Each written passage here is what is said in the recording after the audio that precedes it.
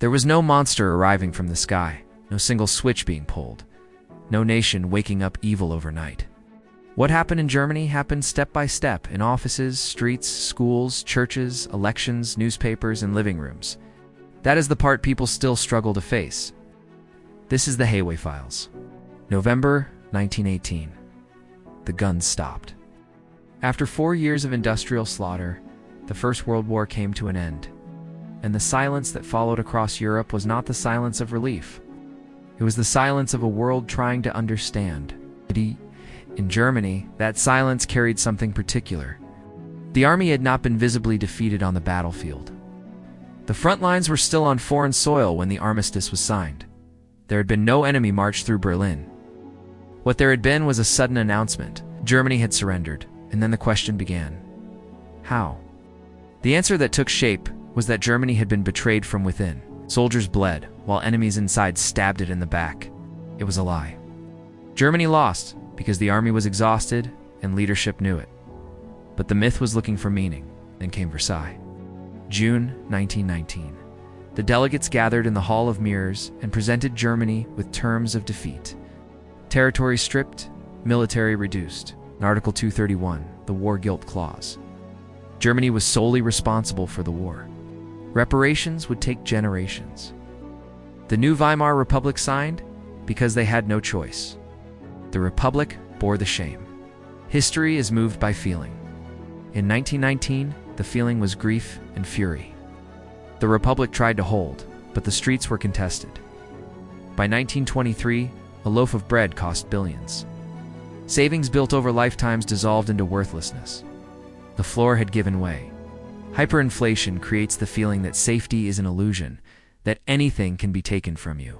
It creates rage. Into this world came Adolf Hitler. Twice rejected from art school, a drifter who absorbed the anti-Semitic atmosphere of Vienna. The war gave him purpose. He served for years, was wounded, and awarded the Iron Cross. Then he was blinded by gas. He returned to Munich, 30 years old. In 1919, he attended a small nationalist meeting. When he spoke, the room changed. He did not present arguments. He performed feeling, took the emotions in the room, and gave them back amplified. He renamed the party the NSDAP, the Nazis. He studied his effect on audiences, practicing gestures in front of mirrors. The rallies at Nuremberg were experiences. Forests of flags, torchlight and darkness. People felt part of something enormous. In November 1923, he attempted a coup, failed. In prison, he dictated main camps, stating explicitly what he intended. When the 1929 depression hit, the floor pulled away again. In Germany, 6 million people were unemployed by 1932. On January 30th, 1933, Hindenburg appointed Hitler as chancellor. That evening, stormtroopers marched through the Brandenburg Gate. What followed happened fast. Fire at the Reichstag was used to justify suspending civil liberties. Freedom was suspended indefinitely. In March, the Enabling Act passed. The Republic had legally voted to end itself, through procedure. Democracy used to extinguish democracy. In May 1933, students threw books into bonfires. A poet once wrote, "Wherever they burn books, they will ultimately burn people." By 1935, the Nuremberg laws stripped Jewish Germans of their citizenship. They were no longer citizens. They were subjects. Kristallnacht, November 1938. Synagogues burned, businesses destroyed. The dominant response among the German population was silence. September 1939. Germany invaded Poland. The Second World War had begun. Wehrmacht moved through Europe at a stunning speed. In occupied territories, mobile killing units followed, for task was systematic murder. At Babi Yar, 33,000 were killed in 2 days. January 1942, Wannsee. The final solution was coordinated using the language of bureaucracy and logistics, not madness. Permission. By 1943, the myth of invincibility cracked at Stalingrad. By 1945, Germany was fighting on 3 sides. The end was near. April 30th, 1945, in his bunker beneath Berlin, Hitler died by his own hand. Germany surrendered. What was left? Rubble. 60 million dead. 6 million Jewish people murdered. An entire civilization of languages and traditions destroyed. Survivors emerged into a world requiring them to account for what they had done or permitted. Most simply continued. Underneath the story, something else was happening. Something that does not begin and end in 1933. Segment 2 is about that. You now know what happened. This segment is about something harder. Not the politics, not the ideology, not the economics. This is about the human beings inside all of it. What they needed, what they feared, what they told themselves. How people who were not monsters became capable of participating in, enabling, or simply not resisting one of the most destructive systems in recorded history. This is about how human beings work. And it is in that regard not only about Germany in the 1930s. Pay attention to that. Start with the condition Germany was in before any of it began. A country that had lost a war it did not understand. That had watched its currency become worthless and its savings disappear overnight. That had watched unemployment destroy identity, dignity, and the basic sense of rules. What does that produce in a human being? It produces radical uncertainty. And radical uncertainty is one of the most destabilizing states the mind can experience. The mind is fundamentally a prediction machine. It is built to maintain a model of the world that makes sense, and that model collapses as it reaches. And into that specific hunger, a voice arrived that said, I know what is wrong. I know who is responsible. I know what must be done.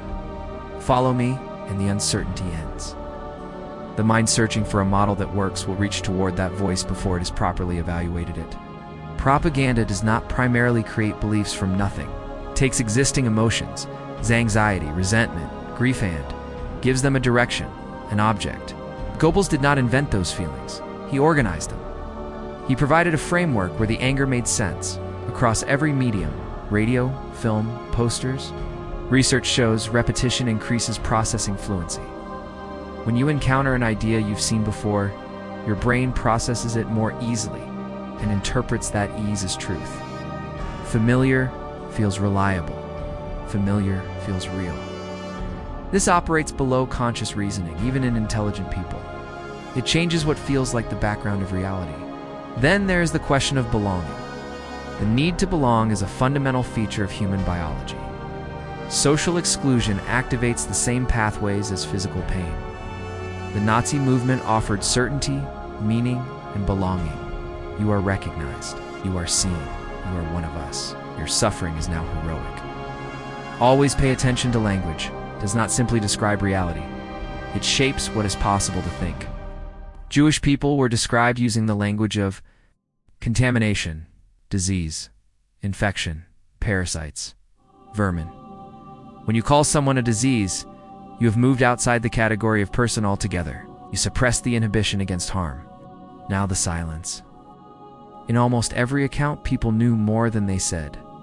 They saw more than they acknowledged. And yet they were silent. Why? Pluralistic ignorance, which assumes their own private discomfort is the exception. So each performs agreement, and that performance becomes the evidence everyone else uses. The moral drift. The escalation did not happen all at once. It happened through a series of steps. Each step made the next one more conceivable. In 1961, Stanley Milgram showed that humans in certain contexts shift from being autonomous agents to seeing themselves as instruments of a system. I was given orders. Responsibility belongs to the machinery. Bureaucracy distributes weight so no single person feels accountable. That is the danger. Not madness, permission. The people who resisted are often described as extraordinary. But they were humans. Resistance was possible. It was made by people who maintained their individual framework. The capacity for harm is in you. So is the capacity for resistance. The question is not which one you have. The question is which one is being fed. This has been the HayWay Files. Segment 2, the behavior. Thank you for watching. Curious.